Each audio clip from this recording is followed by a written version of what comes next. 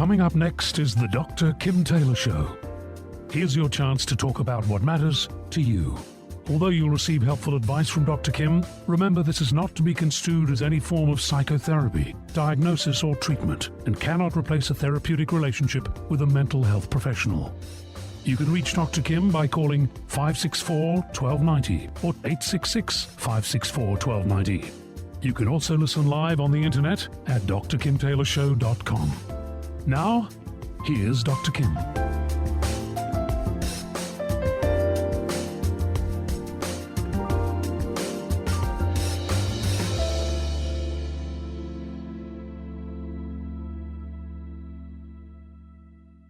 Today we're talking about the obsessive online search for sexual pleasures and romantic relationships.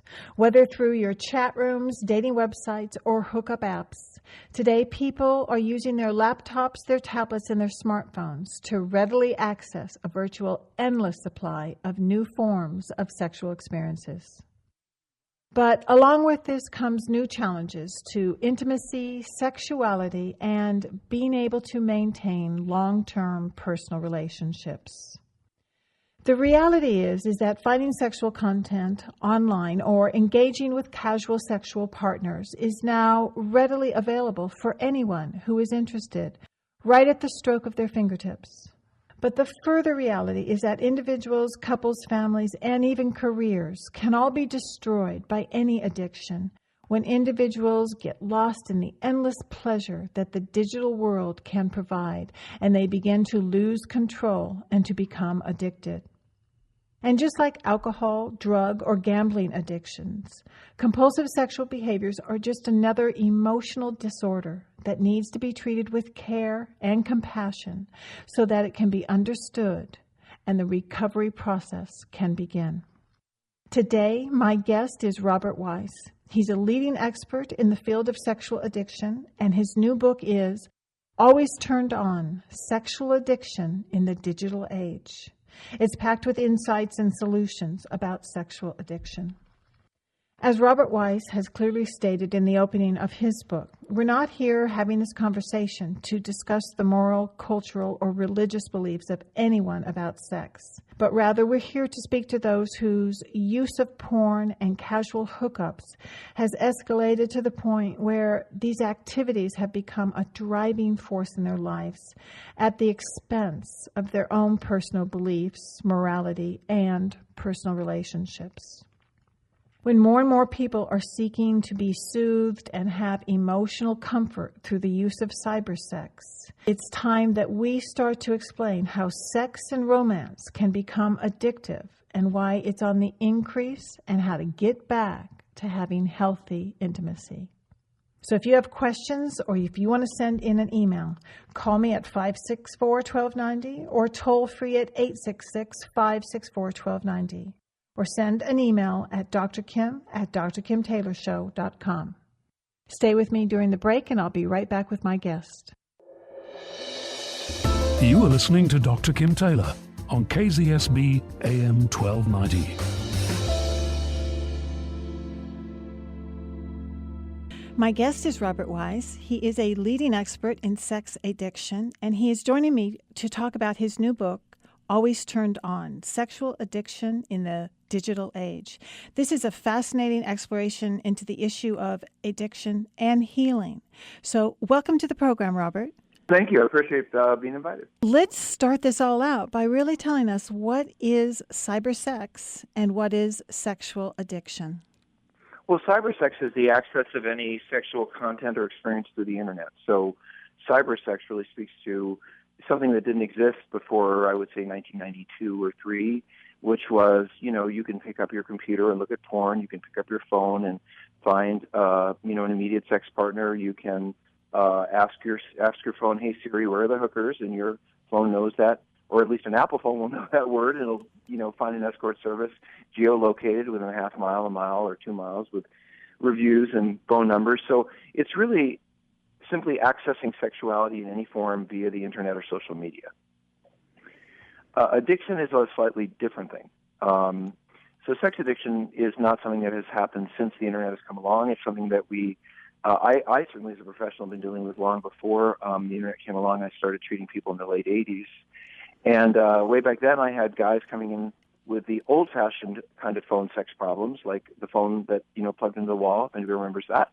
And, they would run up $5,000 or $10,000 phone sex bills, $2 a minute, $4 a minute, and then they'd come in for help. And 3 weeks later, they'd have another $5,000 or $10,000 bill. Or, back in the day, they would literally have storage lockers full of porn, and they were on their 50th visit to a prostitute that year.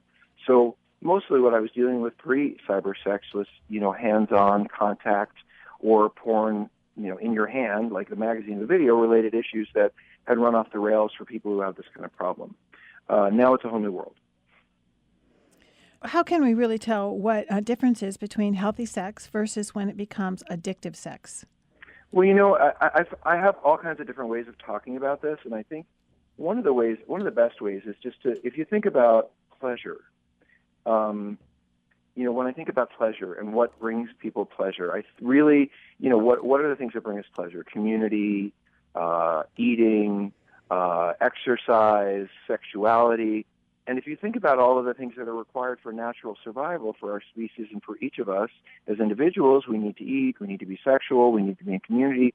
So we already get nature's rewards for the very things that we need to do to survive. And the problem is that for certain people who have really profound kinds of trauma and abuse in their histories, mental health problems in the family or addiction problems, neglect, really where they didn't at the earliest stages develop a sense of deep and meaningful trust in intimacy and relationship, these people still grow up and they can be very successful and they can have lives that look like yours and mine, except when it comes to intimacy and relationship and sexuality, they're kind of messed up. And so they're not pursuing sex for its primary goal, which is to procreate or to recreate or to become intimate with someone they care about, which is why most of us would turn to sex. It's because it's fun and we enjoy it, and it might bring babies or a relationship, or it might just bring a good time.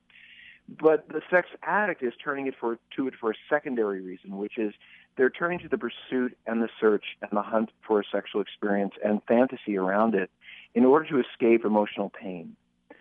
And in this way, when I think about people who are sex addicts, they're a lot like compulsive gamblers. They're out there looking for the better game, the faster deal.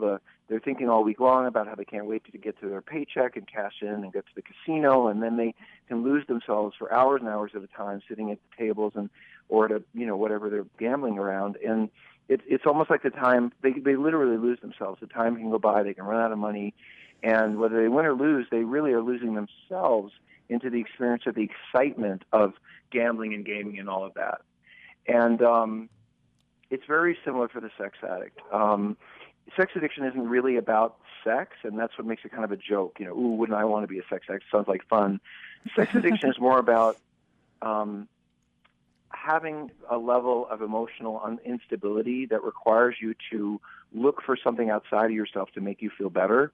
And for the people that I work with, it isn't alcohol, and it isn't drugs, and it isn't gambling, it isn't gaming. It's the pursuit of romance and sex. And yeah, kind of like that. Oh, okay. And one of the points that you made here is that just like gambling or anything else, this is what they use to cope and to become really emotionally numb and to kind of self-soothe themselves to deal with things that they are unable to deal with.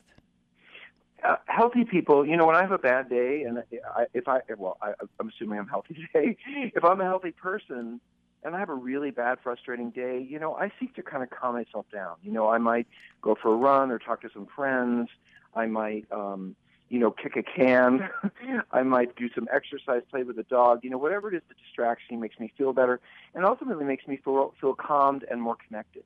Mm-hmm. The problem with addicts, and I would say all addicts, sex addicts, drug addicts, gambling addicts, doesn't really matter, is that they don't turn to calming, soothing, and connecting sources of making themselves feel better. Somebody has a bad day who's an addict, they go out and drink. Someone has a bad day and they're a sex addict, they go out and pick up a prostitute. They're not looking, they don't really trust in a very deep and early way that calming down, soothing themselves, turning to people they care about is really going to make them feel better. if you think about people who have early trauma in their backgrounds, part of what we learn in childhood is about trust.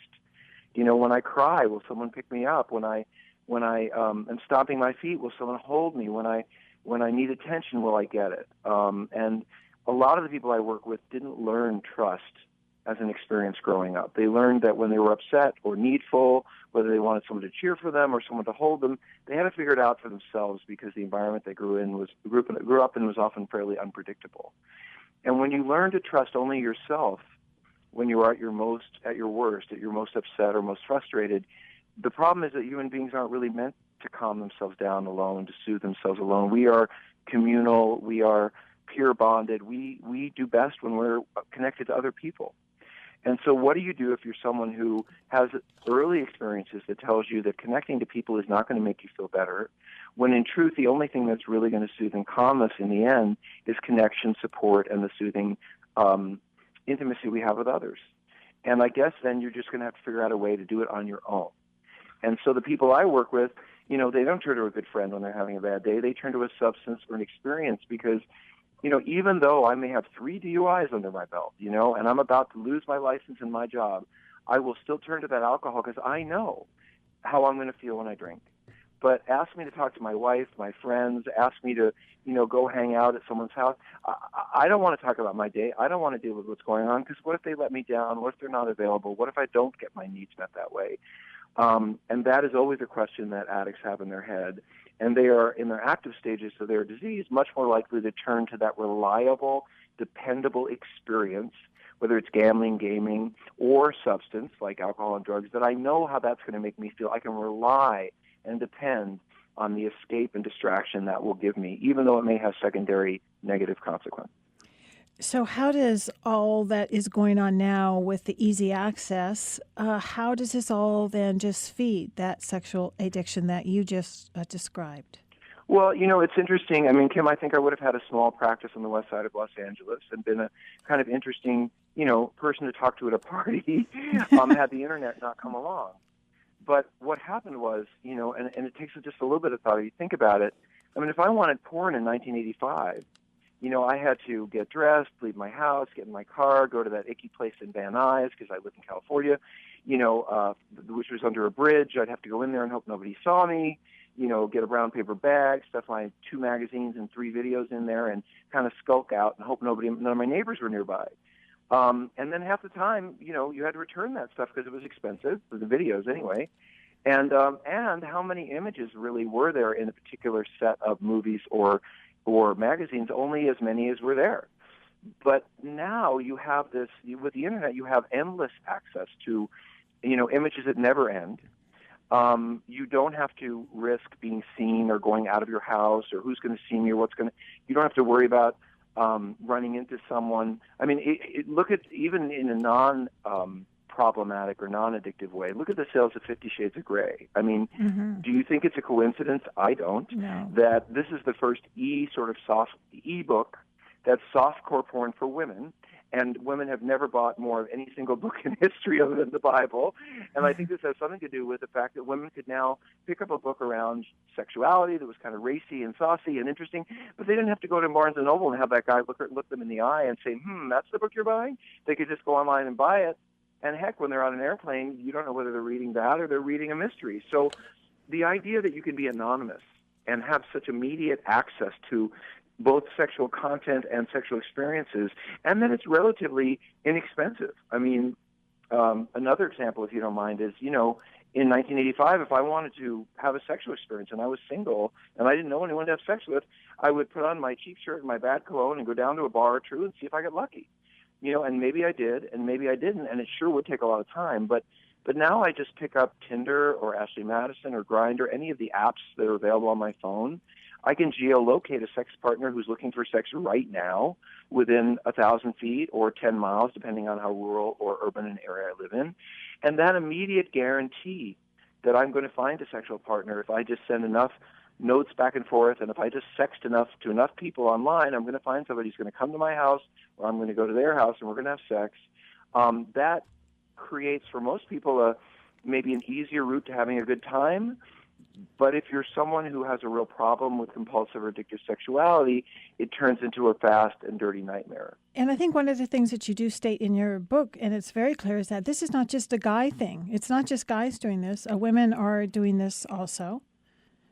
Well, I think it's, when people think about sexual behavior that is problematic, and again, I want to just say to your listeners, when we talk about sex addiction or compulsive sexuality, we're not talking about offending. I'm not talking about someone who's going to snatch and grab your child or rape you or look in your window. We are talking the people that I treat, sex addicts, have run off the rails with consensual sexual behavior, not non-consensual. I consider offending to be non-consensual. You didn't ask for it, and someone's looking in your window, you're being offended.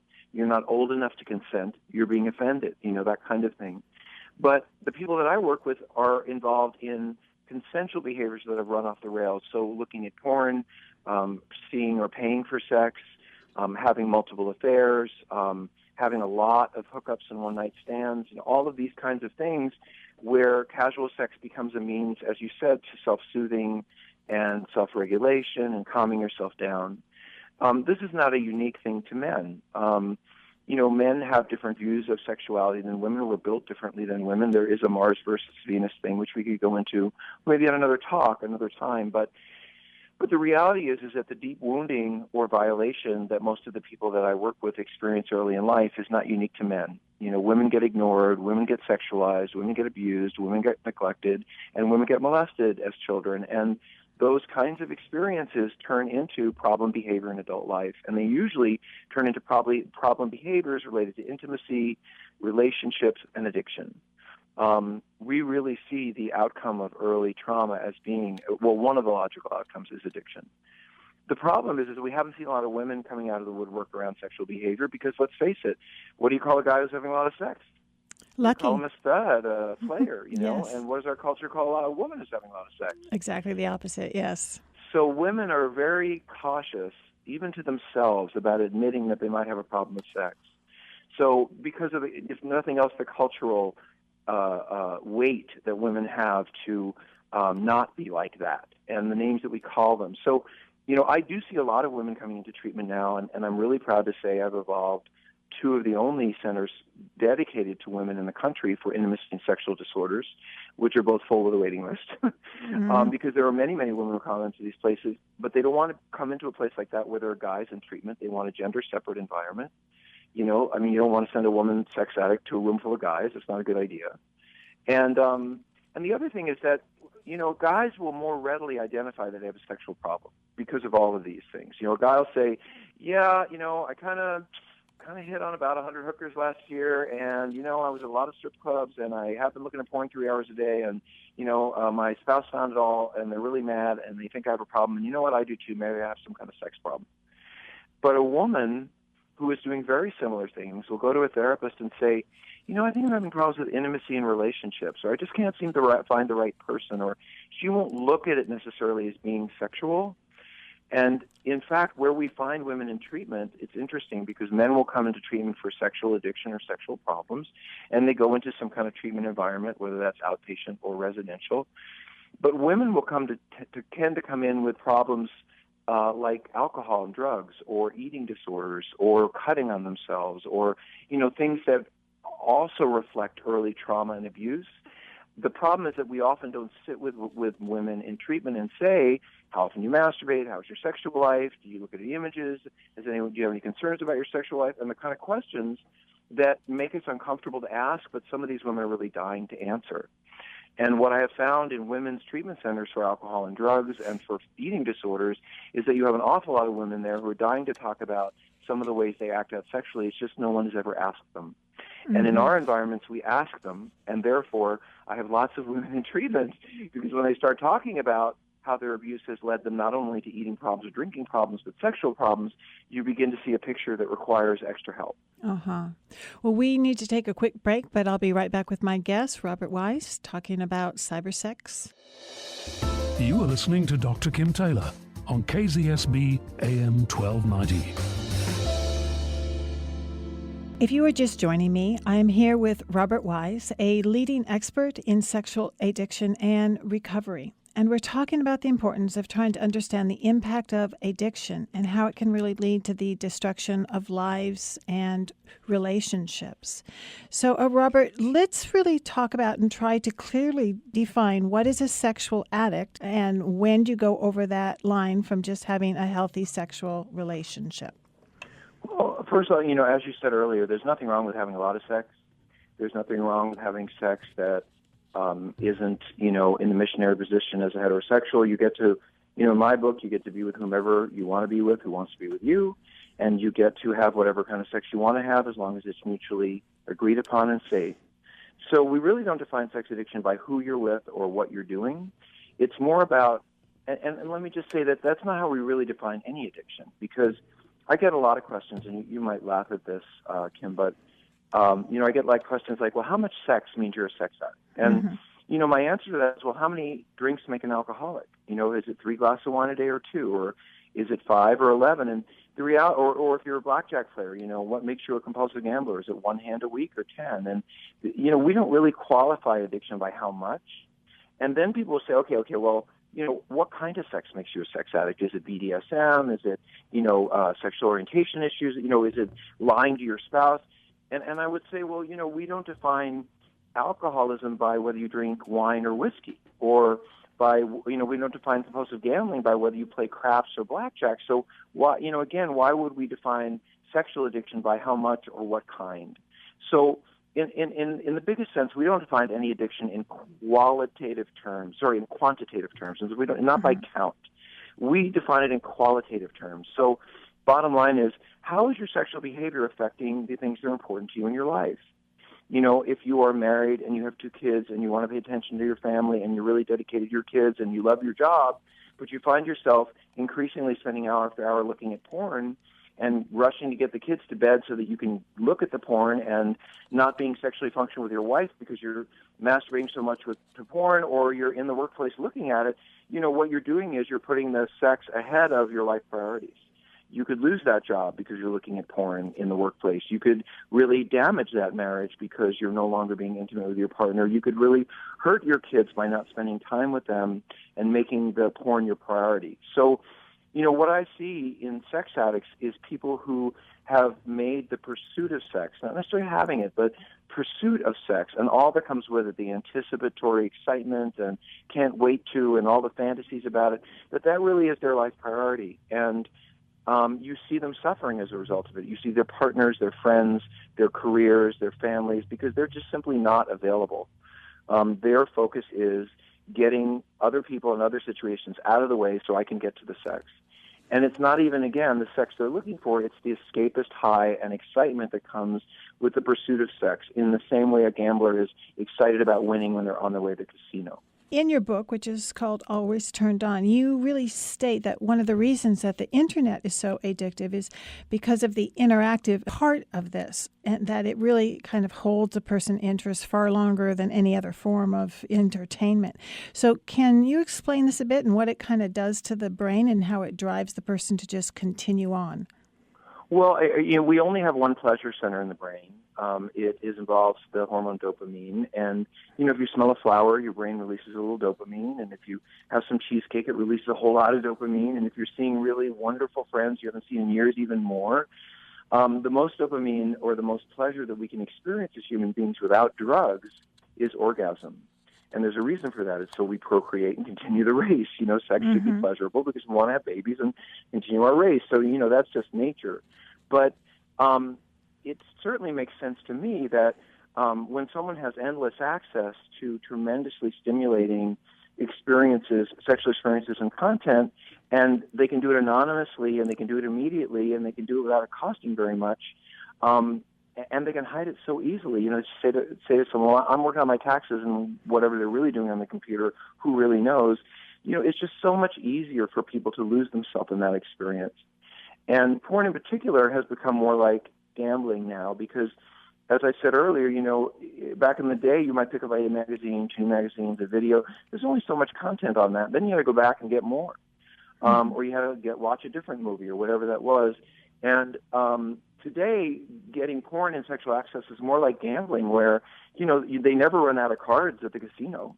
And if you're a compulsive gambler, by the way, you don't sit there and focus on the hand that's in front of you. Your real focus is on the hand that is to come. Because for addicts, it's all about the anticipation of fantasy. What am I going to get into and how exciting it's going to be? And I can't wait to get there. And of course, while they're in that state of consciousness, in other words, thinking about how great it's going to be, their brain is releasing pleasure. They have a little bit of adrenaline. They get excited. And all of a sudden, they're not really very present for what's going on around them. They're all caught up in their fantasy and their excitement. And this is neurochemically, biologically driven. If we were to have I live in California, so if we had a big earthquake right now, I think I probably would be more interested in getting under a table and saving my butt than talking to you as much as I enjoy the conversation. Because when we have a panic or an anxiety or a fear-based response, we release adrenaline, and adrenaline leaves us sort of tunnel vision, like all we can think about is what's in front of us, and that's for survival. So if you think about someone who uses a strong release of adrenaline and excitement and combines it with a pleasurable experience like looking at porn or cruising prostitutes online or in the streets, or they're caught up in this loop of hyper-arousal and excitement, not necessarily genital excitement, but emotional excitement, which feels great. And while you're feeling great and in fantasy about all the fun stuff you're going to do, your heart is pounding, your pupils are dilated, you may be perspiring. You're obviously in a state of excitement. And, as long as you can maintain that sense of excitement, you don't have to worry about the argument you had with your spouse or the money problems that you have or the fact that when your boss yelled at you this morning reminded you of how your alcoholic dad used to yell at you. Everything really goes away when we release a lot of adrenaline because that's our survival mechanism. What actually happens is that first they do pursue it, and there's a lot of pleasure and there's a lot of escape. But then what are the typical consequences of a sex addict emotionally? You've heard me say a couple of times, sex addictions are not really about sex. And it's really true because once the person has their sexual experience and it's over, then their brain returns to its baseline. So if they were anxious before, they're even more anxious now because now they've just spent 2 hours doing something they're not sure they feel good about. Or if they were depressed or anxious before, they're even more depressed and anxious now. So the idea of behavioral or process addictions, gambling, gaming, sex, binge eating, is not necessarily the end point. It's all of the pursuit and all of the looking and the searching because you can lose yourself. I'll give you maybe an easier way of thinking about it. I could work with someone who spends a week looking for the right sexual partner, right sexual situation on apps, online, on websites, whatever it is, but they may spend 15 minutes actually having sex. So what is it they're addicted to except the high that comes with the constant searching and hunting and all the emotional arousal that comes along with it, which is so much easier to access at a simple click on your phone or a press of a button on your computer, and that didn't exist before. Is it true that this online cheating, that it has just as much impact on the partners of these people as live cheating? Well, let's just say something a little bit about sexuality in America, just as a brief sort of, just to get it out of the way. And hold on to that question because I do want to answer it.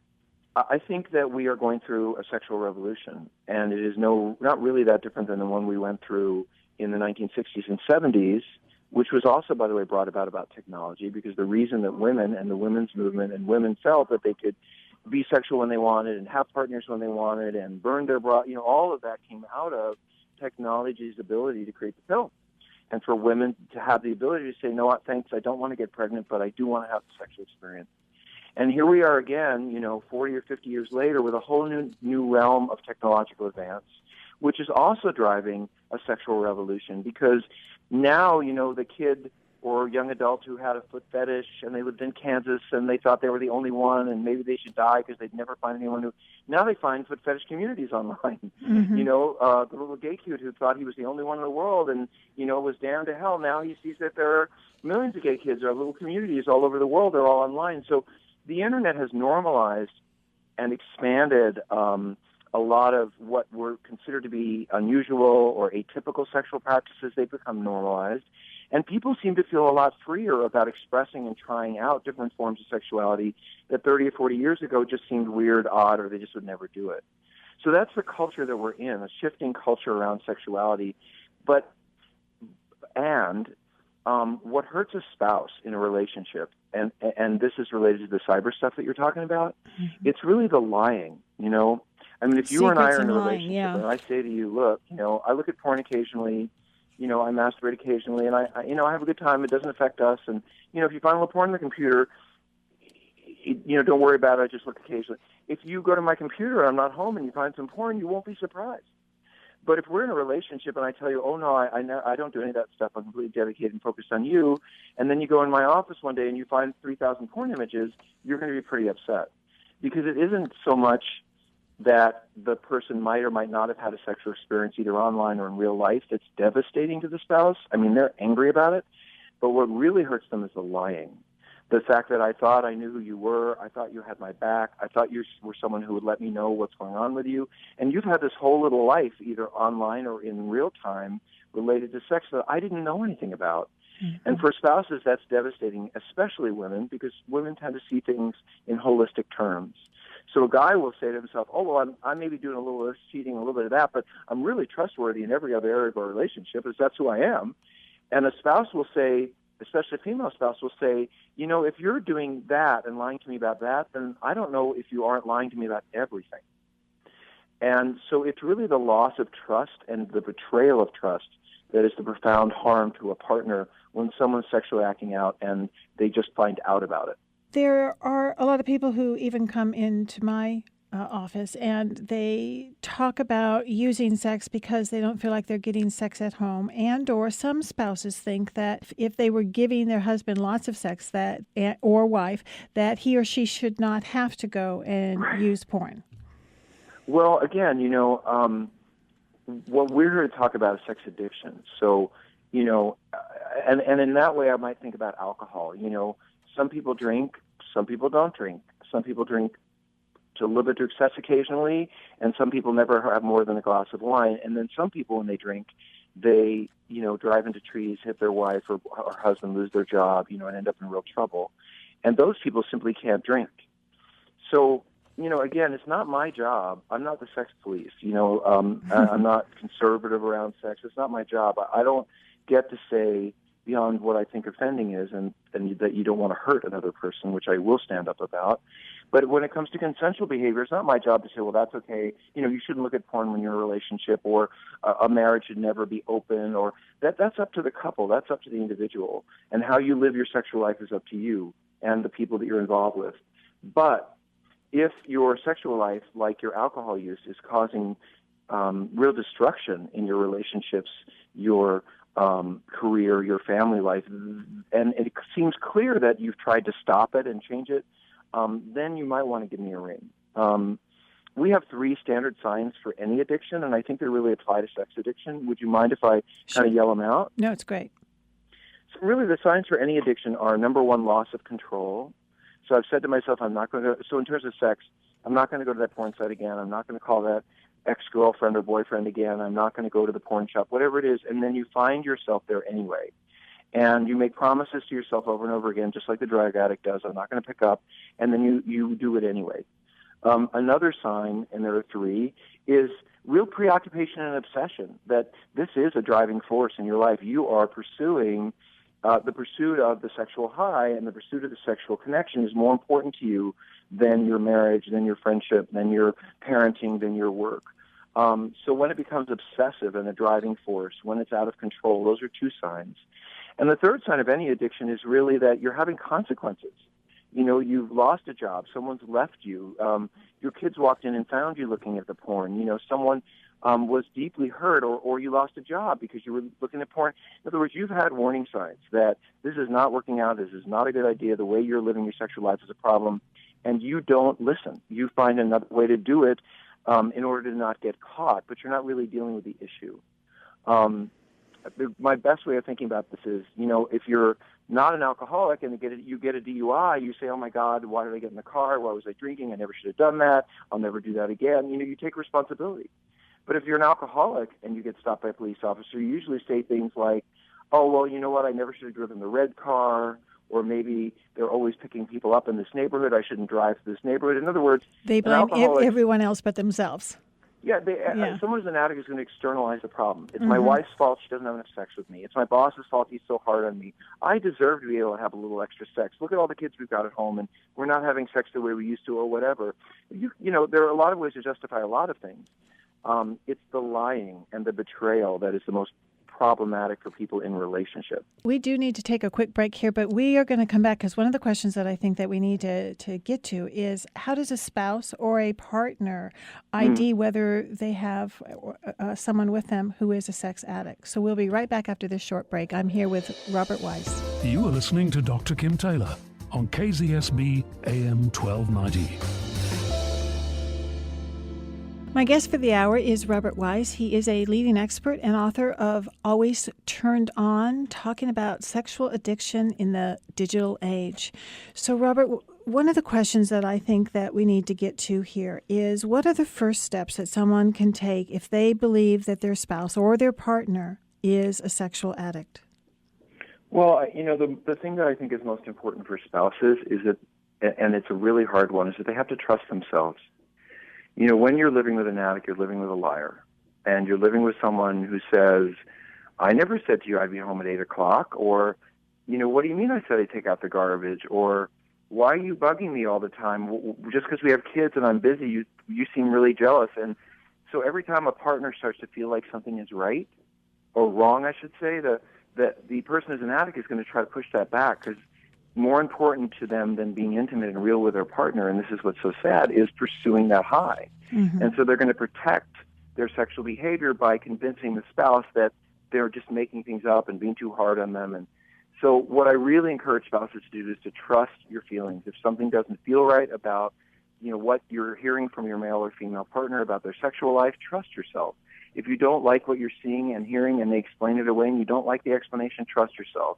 And what that means to me is go find a therapist and sit down and talk about how unsafe you feel. Go get STD tests. Do whatever you need to do to trust the belief that you have, because I don't think there are that many paranoid people wandering around out there. I think there are a lot of people who maybe get talked out of what they really believe is true. I will also say to partners that there isn't a whole lot you can do for your spouse to make them stop unless you are at a point where you're willing to say, I'm not going to stay in this relationship if you continue. Because it takes that kind of a crisis for an addict to get into treatment and recovery. And I'm not sure I would live with an active addict unless they were willing to enter treatment and recovery. Okay, and that's a very good point. And so what are the steps that an addict should take if he's or she is finally able to say that I have a problem and I need help? Well, you know, I always like to cite that more people got sober at AA than ever went to a therapist. And even though I am a therapist and I believe in specialized treatment for these things, you know, there are Sex Addicts Anonymous, Sex and Love Addicts Anonymous, Sexual Compulsives Anonymous. There are multiple sex addiction 12-step support groups you can go to for free, where you will find other people who, and I know it seems like, oh my God, why would I want to go into a room with a bunch of perverts? Well, welcome to the club. You'll find out very quickly that you belong there and that there are other people there who are worse than you and other people who are not as bad. But being in those rooms is incredibly helpful just to reduce shame, to know you're not alone, to know that there are other people who struggle with this and may or may not want to be trying to change it, but that there is a path. In the professional world, my best recommendation is go to our website at sexualrecovery.com. And the reason I refer to that site is it has sexualrecovery.com is tied to an agency I started 20 years ago for the treatment of sex addiction. And because the site's been up so long, we have endless amounts of books and articles and resources and tests for spouses and tests for cyber sex and referrals to therapists all over the country. And, you know, that and I would say Pat Karn's website, which is called sexhelp.com. Between the two of us, I think we've pretty much captured the good resources to find. What I would say to any addict is simply this. None of us can stop a behavior by ourselves. We need accountability and structure. So whether it's a faith-based support person or a therapist or a 12-step support person, everyone who believes they might have a problem needs to find someone else to talk about it with, to come clean with, and most of all, to make new commitments around behavior change that they can stick to because they've committed to someone else. I can tell you a million times, I'm not going to have another chocolate chip cookie tonight, but, you know, when push comes to shove, I might grab it. But if I commit to you and I'm spending the evening with you, then I'm not going to do it. It's a whole different ball. You know, I can say to myself, I'm not going to have another cookie, but saying it to you, and having you witness it and hear it and know it has to do with accountability. Then I'm in relationship around behavior change, not just by myself. And every addict needs someone to be in relationship with around their problem who knows everything that they've been through. And I would not, by the way, recommend that to a spouse because, your partner, your loved one, if you have one, is so deeply engaged with you and they're going to be so hurt and betrayed around these issues that you really need a more neutral person. And that person can either be a qualified counselor and or they can also find this within the 12-step programs that you were talking about. Yeah, there are those of us who are certified in sex addiction treatment, and there's a site called the International Institute of Trauma and Addiction Professionals. That's way too many words, so I'll tell you what it is. It's IITAP.com. And there you'll find a list of therapists around the country who've been certified in the treatment of sex addiction. And I do think that, considering there's so much controversy around the issue, and to be honest with you, there aren't that many therapists who really understand how to treat addiction, no less a behavioral addiction. I mean, many therapists are good at dealing with depression, anxiety, relationship problems. When it comes to addiction, you really need an addiction professional. And are there any last words that you would say to the spouse or the partner? Well, to a spouse or partner, I would say don't do this alone. It's very shameful to find out that your partner's been acting out sexually. It has nothing to do with you. I can tell you I've worked with, as a national professional in this area, some of the most beautiful women in the world and some of the most attractive men in the world, and they were still being cheated on by their partners because it wasn't about them. They could have danced on the head of a pin, and that person still would have cheated because that person was incapable of relationship intimacy and honesty. They are broken, and they need help. And so to the spouse who says, well, if I was just thinner, or if I just looked like those people online, or if we just hadn't had those 2 kids, maybe it would still be all about me. That's just not true. If a person's going to do this to self-regulate, self-soothe, or escape, they're going to do it no matter how attractive you are or how good you are in bed. It's not about you. I have been here with Robert Weiss. His new book is Always Turned On, Sex Addiction in the Digital Age. Robert, thank you very much for being here. You are so informative. There isn't Thank you. one thing that I would add to that, but I really want to thank you very, very much for coming on for the hour. Such a pleasure. I hope to join you again. All right. Thank you. And I'll be right back with some closing comments. You are listening to Dr. Kim Taylor on KZSB AM 1290. Thank you for being with me here. I hope that you enjoyed the program. And you can pick up Robert Weiss's book, Always Turned On, Sex Addiction in the Digital Age, at any of the places that you purchase your books. I will also put all of his contact information on my website. If you miss any part of this show, you can certainly listen to the rebroadcast of the show Thursday evenings at 10 p.m. and Sunday morning at 9 a.m. right here at KZSB AM 1290. You can also find my past shows by going to iTunes and downloading the podcast for free, or you will find them on my YouTube channel now. So just go to my website for the links at drkimtaylorshow.com. And I really do welcome all of your questions, all of your comments. And while we had some emails, I wasn't quite able to get to them this hour, but we will get back to those. So be well, and until next week, I will see you live here at 5. I'm Dr. Kim Taylor. Just remember, nobody else has to change in order for you to feel better.